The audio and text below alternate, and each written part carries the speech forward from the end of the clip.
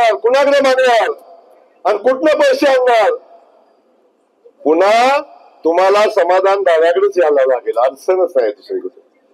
कारण सगळ्याचं समाधान करणारं एकमेव केंद्र समाधान दादा केंद्र आहे. तेव्हा असे अनेक प्रश्न आपल्या सगळ्यात, हे सगळे प्रश्न जर आपल्याला सोडवायचे असतील, खास करून या शहराच्या हद्दवाढीचा विषय, समाधान दादा सातत्यानं या शहराची हद्दवाढ झाली पाहिजे भूमिका आपण घेतलेली आहे.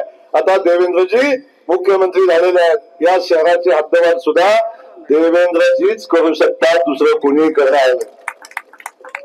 तेव्हा माझी विनंती आहे, या शहराचा विकास करायचा असेल, या संत भूमीचा सन्मान करायचा असेल, या भूमीमध्ये संत सृष्टी उभी करायची असेल, या गावातल्या गटर पाण्यापासून सगळे प्रश्न सोडवायचे असतील तर आपल्याला भारतीय जनता पक्ष आणि महायुतीशिवाय पर्याय नाही.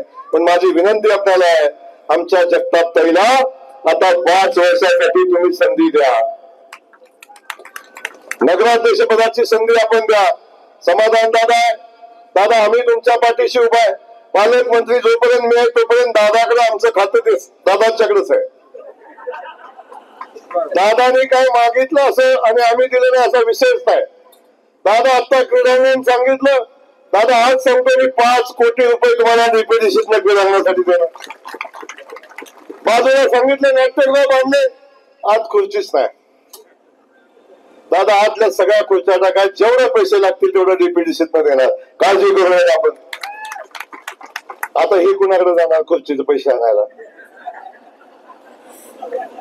नगरपालिकेची खुर्ची जप्त करायची परत.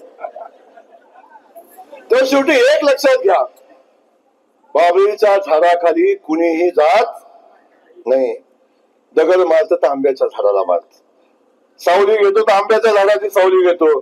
त्यामुळे इकडे आंब्याची सावली आहे, आंब्याच्या झाडाची सावली आहे, इथं आंबा पण आहे आणि सावली पण आहे. तिकडे बाभळीचं झाड आहे, सावली पण नाही, हात लावला की टोचतंय.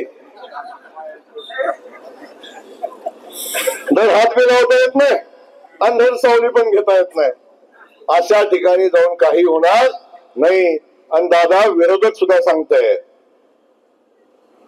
उद्धव ठाकरे सुद्धा खासगीत म्हणताय, शरद पवारजी बी खासगीत म्हणतात.